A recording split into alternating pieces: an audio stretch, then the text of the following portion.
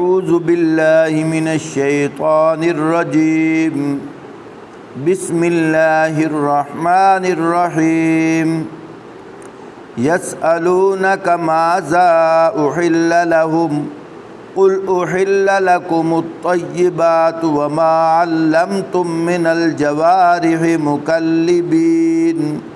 مکلبین تعلمونہن مما علمکم اللہ فَكُلُوا مِمَّا أَمْسَكْنَ عَلَيْكُمْ وَاذْكُرُوا اسْمَ اللَّهِ عَلَيْهِ وَاتَّقُوا اللَّهَ إِنَّ اللَّهَ سَرِيعُ الْحِسَابِ۔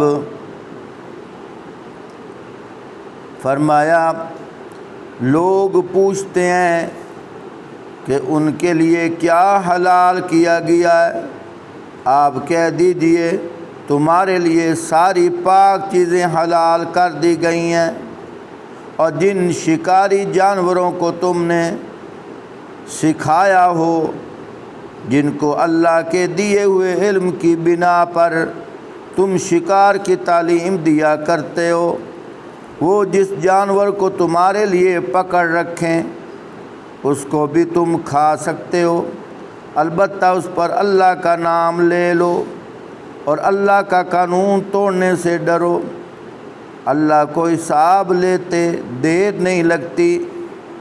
سبحان اللہ۔ محترم سامعین، اس آیت کے اندر دو قسم کے جانور ہیں جن کو اگر سکھایا جائے شکار کرنا، فرمایا اس کے ذریعے سے بھی تم شکار کر سکتے ہو، حالانکہ وہ جانور خود حرام ہیں، لیکن ان کے ذریعے سے شکار کیا جا سکتا ہے۔ وہ کون کون سا جانور ہے؟ ایک کتا ہے اور دوسرا باز ہے۔ کتے کی کئی قسمیں ہیں، باز کی بھی قسمیں ہیں، لیکن 3-4 شرطیں لگائی گئی ہے۔ اگر یہ صفات ان کے اندر پائی جائیں پھر ان کے ذریعے تم شکار کر سکتے ہو۔ اللہ پاک خود بیان فرما رہے ہیں۔ سب سے پہلے باز ہو کتا ہو، ان کی تربیت کی جائے۔ بغیر تربیت کے اگر کوئی کتوں میں سے کوئی جانور ہو یا باز میں سے کوئی پرندہ ہو، بغیر تربیت کے اگر وہ شکار کو پکڑ لے اس کا شکار جائز نہیں ہے۔ سب سے پہلے بات کون سی ہے کہ اس کو تعلیم دی جائے، یعنی سکھایا جائے، اور دوسرا یہ ہے کہ وہ جب خرگوش کو کتا دیکھے اس کے پیچھے خود نہ بھاگے۔ اگر اپنی مرضی سے بھاگے پھر نہیں۔ پہلی شرط کیا ہے کہ اس کو سکھایا جائے۔ دوسری شرط یہ ہے جس چیز کا شکار کرنا ہے اگر وہ اپنے اس کے سامنے گزر رہی ہو وہ ادھر نہ دیکھے، مالک کی طرف دیکھے۔ مالک اجازت دے تو پھر پیچھے دوڑے، اگر مالک اجازت نہ دے تو پھر وہ اس کے آگے سے گزر بھی جائے اس کی توجہ ادھر نہ ہو۔ کتنی شرطیں ہو گئی؟ 2 شرطیں۔ اور تیسری شرط یہ ہے مالک پھر ٹیسٹ کرے، چیک کرے۔ کیا مطلب؟ کتے کو کہا اپنے انداز میں جو آواز دی جاتی ہے کہ اس کے پیچھے دوڑ پکڑ، اب وہ 2 قدم آگے دوڑا، 2-4 قدم دوڑا، پھر مالک نے اس کو روکا، تو مالک کے کہنے پہ وہ رک گیا، پھر نہیں اس نے اپنی مرضی نہیں کی بلکہ مالک کے کہنے پہ وہ رک گیا۔ 3 شرطیں ہو گئی۔ اسی طرح باز ہے، باز کو کسی پرندے کے پیچھے بھیجا، کسی جانور کے پیچھے بھیجا، تو پھر آواز دی، راستے میں اس کو روک لیا، وہ رک گیا، پھر تو ٹھیک ہے۔ لیکن اگر اس نے نافرمانی کی پھر اس کا شکار حلال نہیں ہے۔ یہ میں کیوں کہہ رہا ہوں شکار حلال نہیں ہے؟ حالانکہ پیچھے یہ جانور جو ہیں جن کا اب ذکر ہو رہا ہے بغیر تربیت کے بھی ہوں، جیسے عام کتے ہوتے ہیں، اگر کسی مرغ وغیرہ کو پکڑ لے وہ حلال ہے، پکڑ لے اور پکڑتے ہوئے اس کو کیا کر دے؟ زخمی کر دے۔ جب زخمی کر دے، اوپر سے مالک پہنچ گیا، اس نے کسی طریقے سے کتے کو بھگا دیا، اب وہ زخمی آلود ہے، خون آلود ہے زندہ، خون آلود ہے زندہ، اب اس نے تکبیر پڑھ کے اس کو ذبح کر دیا، یہ حلال ہے۔ لیکن یہ ان تربیت یافتہ باز اور کتے کی بات ہو رہی ہے کہ اگر یہ ان کو پکڑتے ہوئے ان کے پنجوں سے خراش آ گئی، زخمی ہو گئے اور تڑپ کر مر گئے، پھر بھی حلال ہے۔ یہ کس کی بات ہو رہی ہے؟ جن کے اندر یہ صفات ہیں جو میں نے ابھی بتائی ہیں۔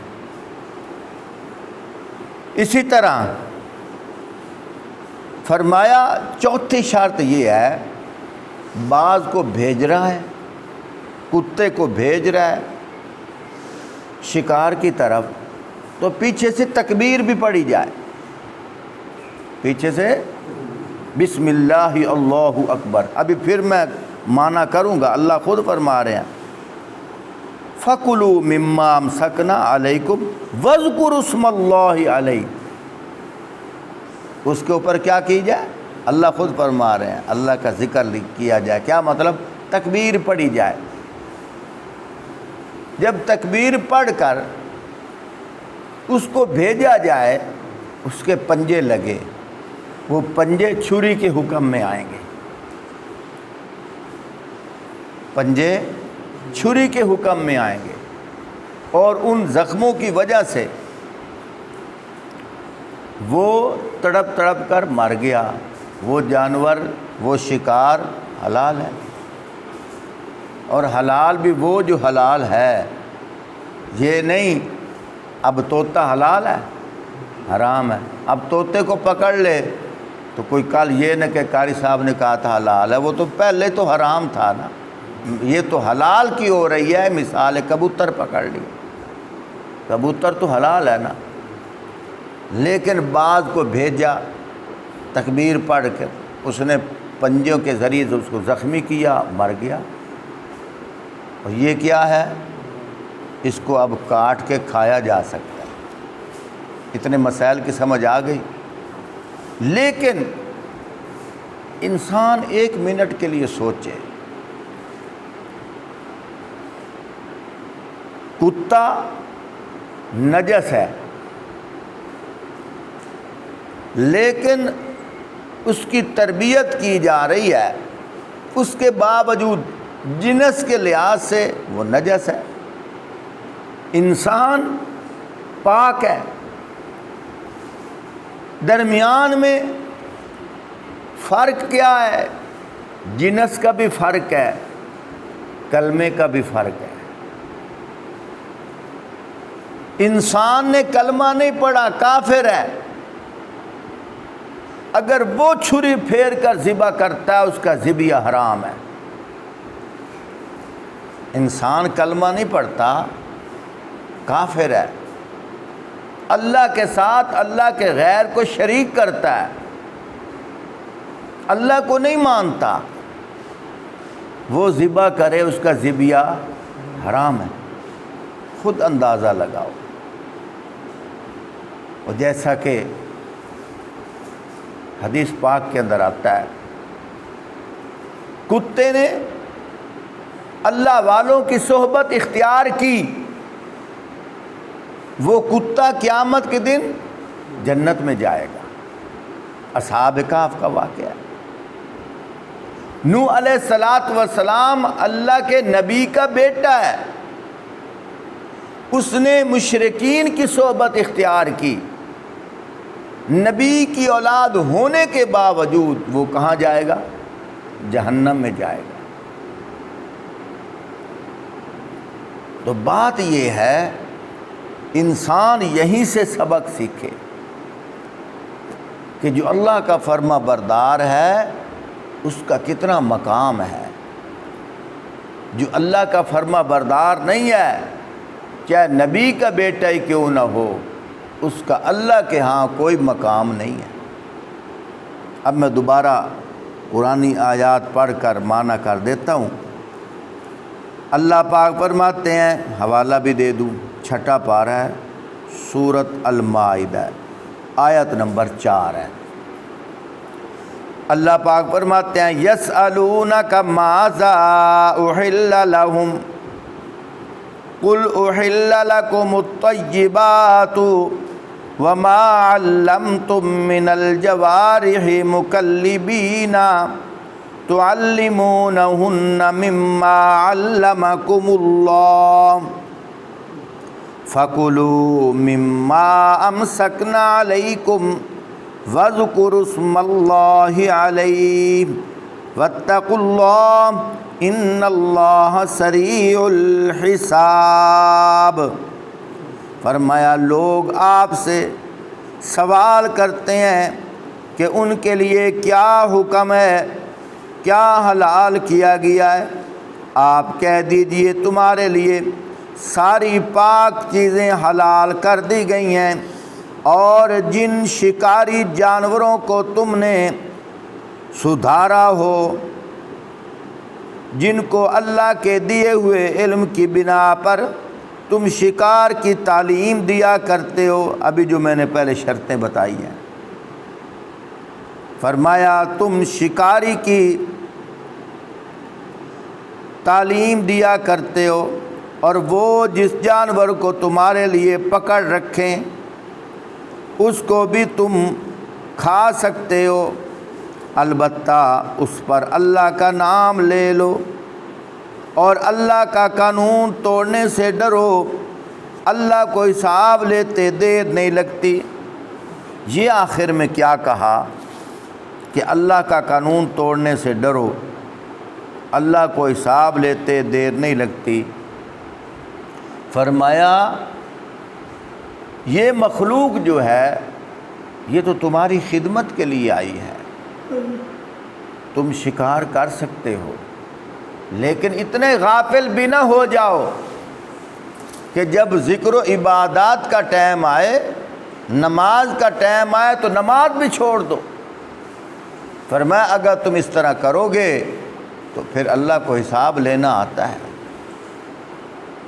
شوقیہ بھی نہ کرو، بعض لوگ شوقیہ شکار کرتے ہیں، کھاتے وغیرہ نہیں ہے، شوقیہ کر لیتے ہیں۔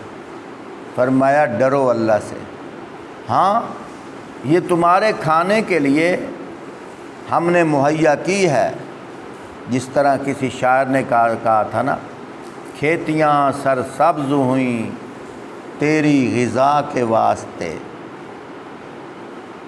چاند سورج ستارے ہیں تیری ضیاء کے واسطے، یہ سب کچھ ہے تیرے لیے اور تو ایک ہے خدا کے واسطے۔ یعنی کہ جتنی اللہ پاک کی نعمتیں ہیں جو قرآن و حدیث کے اندر حلال ہیں، فرمایا وہ ہمارے لیے حلال ہیں۔ یا ایک چھوٹی سی بات اور کرتا جاؤں، ایک مولوی صاحب سے کسی نے سوال کیا تھا کہ مولوی صاحب لوگ اعمال برے کرتے ہیں اللہ کا عذاب آ جاتا ہے، لیکن ایک بات کی سمجھ نہیں آتی، عذاب کی لپیٹ میں تو ان کو آنا چاہیے جن کے اعمال برے ہیں، لیکن ہم دیکھتے ہیں جس بستی جس محلے میں عذاب آتا ہے جانور بھی اس کی عذاب کی لپیٹ میں آ جاتے ہیں، مرغ وغیرہ بھی آ جاتے ہیں۔ یہ کیا وجہ ہے؟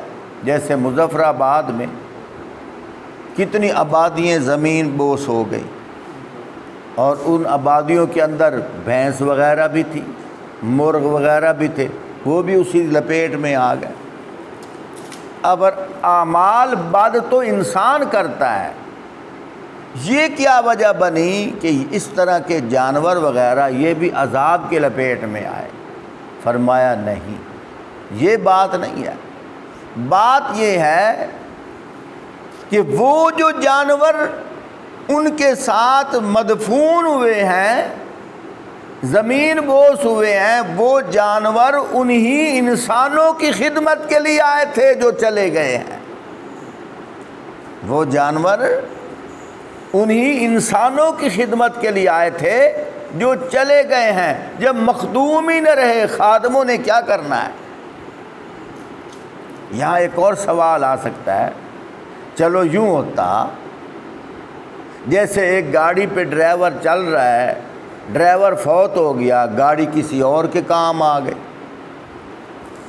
یہ تو عذاب کی زد میں آ رہے ہیں، اللہ ان جانوروں کو بچا لیتے، یہ جانور کسی اور غریب کے کام آ جاتے۔ فرمایا نہیں، اللہ کے خزانوں میں کوئی کمی ہے؟ ضروری یہ ہے کہ یہی جانور کسی اور کے کام آ جاتے؟ جو جانور، جس جانور کی خدمت، جس جانور کا دودھ، جس جانور کا گوشت، جس کی قسمت کے اندر ہے، اللہ پاک اپنے خزانہ غیب سے اس کو عطا کر دیتے ہیں۔ ان کے اندر ان کے جسموں کے گوشت کے ٹکڑوں سے دوسری مخلوق کا نام نہیں لکھا ہوا، جتنا اللہ کی مشیت میں تھا اللہ نے اس حساب سے دنیا کا نظام چلانا ہے۔ اس لیے انسان کو اس طرح کی قرید کرنی نہیں چاہیے، بس اتنا ہی کہہ دینا چاہیے ان اللہ علی کل شیء قدیر، اللہ تو ہر چیز پر قادر ہے۔ اللہ ہمیں سمجھنے کی توفیق عطا فرمائے۔